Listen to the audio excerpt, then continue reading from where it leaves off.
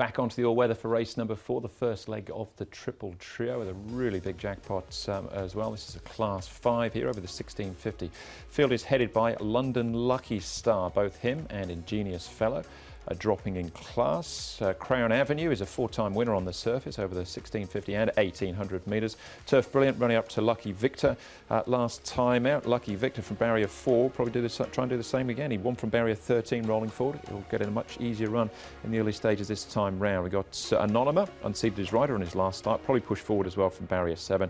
Shine a Lot and then Speed Force, who's got speed as well, Tom. He jumps from barrier 1. Yes, 9 non-winners amongst this lot, including 5 horses, Paul, that have had 20 or more starts, and they're still maidens. So how does this race pan out with the speed? Yeah, I think Lucky Victor will get across and lead this race. He's a horse that's got plenty of pace as well. We've seen him. Anonyma is one of those horses that haven't won. He can go forward. Speed Force has got draw 1. He won't be far away. Shanghai Grace, Ruby Star. So there's going to be a bit of pace in this race. All right, we can start off having a look at the 2 class droppers here, and London Lucky Star, Paul, Ingenious Fellow. You'd hope the class drop would help both of them. Yeah, you'd like to think so. Ingenious Fellow definitely needs to improve. The blinkers will come off him. He did run last year on the inside. London Lucky Star, look, he's still a 27 start maiden, isn't he? London Lucky Star, a 23 start maiden. There's my eyes going, but he's.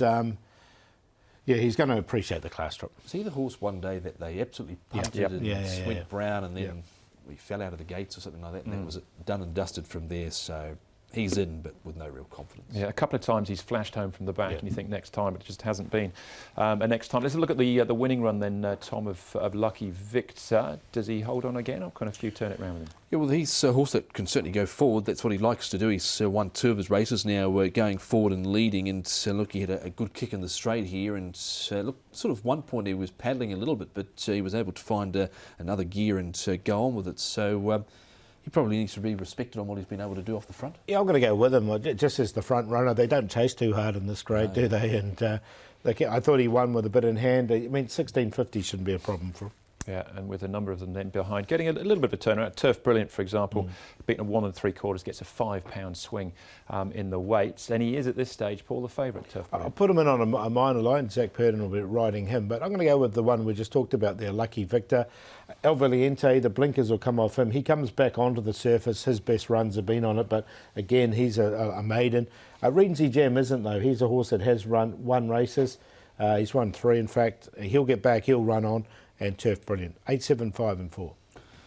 We go with one that I tipped the other day. He's on the backup. That is Telecom Elite, horse number 6. Pacifiers with the cows, go back on. He's trying the all-weather surface first time for Remicho. He wasn't the quickest away the other day, but in the end was only beaten 2 1/4. He's sort of a one-pace type Telecom Elite, but first time on the all-weather. Turf Brilliant, Lucky Victor, London Lucky Star, the other 3, but not with a great deal of confidence. 6, 4, 8 and 1.